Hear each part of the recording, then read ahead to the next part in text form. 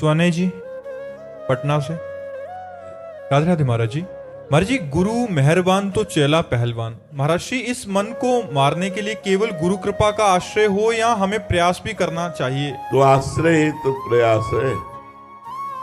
गुरु के आश्रय से ही शिष्य को परम पद की प्राप्ति होती है, इसलिए आश्रय पकड़े रहना चाहिए। भगवान है ऊर्ध्व और संसार है अधा। संसार अधा है, प्रकृति नीचे की तरफ है। मना कष्टानि इंद्रियाणि प्रकृति स्थानि कर्षति। और भगवान की तरफ चलना है तो गुरु डोरी पकड़ा दिया, नाम की डोरी, मंत्र की डोरी।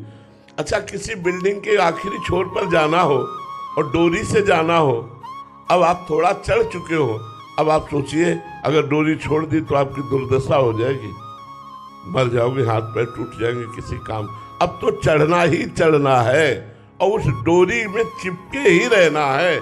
ऐसे ही परमार्थ का पथिक यदि गुरु को त्याग कर दे, यदि गुरु की अवहेलना कर दे, गुरु का अनादर कर दे तो नष्ट हो जाएगा।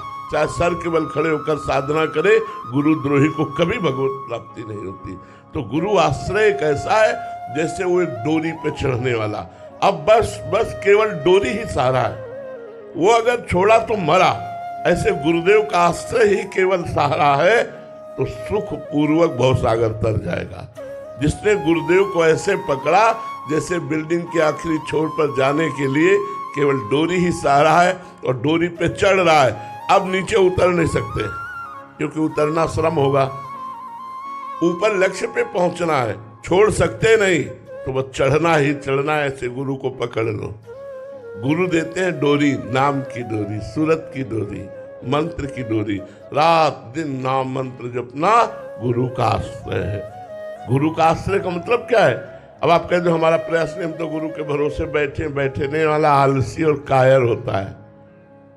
बहुत परिश्रम करना है, पुरुषार्थ अपना और कृपा गुरुदेव की। जो पुरुषार्थहीन होते हो कभी कृपा पात्र बन ही नहीं सकते।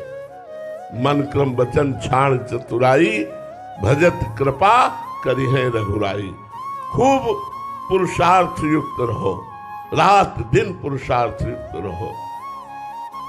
देखो, अभ्यास जैसा बना लोगे वैसा बन जाएगा।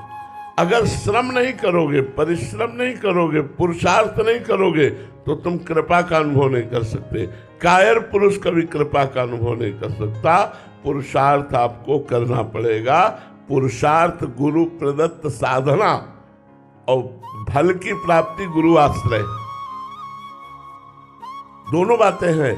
अपना पुरुषार्थ पूरा और गुरु की कृपा पूरी तो पूर्ण परमात्मा का अनुभव। और जो गुरु की कृपा तो है पर अपना पुरुषार्थ विषयों में खर्चा कर रहे हैं, उनको कभी भगवत प्राप्ति नहीं होती। गुरु कृपा है लेकिन मनमानी विषयों का भोग रहे तो पुरुषार्थ विषयों में लग गया, परमार्थ से हीन हो गए। तो कहते हम पर गुरु कृपा नहीं। गुरु कृपा सब पर है। जैसे भगवान की कृपा सब पर है, ऐसे गुरु की कृपा सब पर है। पर जो गुरु की आज्ञा मानकर खूब परिश्रम करता है साधना में, वही कृपा पात्र बनता है, वही कृपा का रसास्वादन कर पाता है। तो गुरु की कृपा का आश्रय और स्वयं का पुरुषार्थ भगवत प्राप्ति कराता है।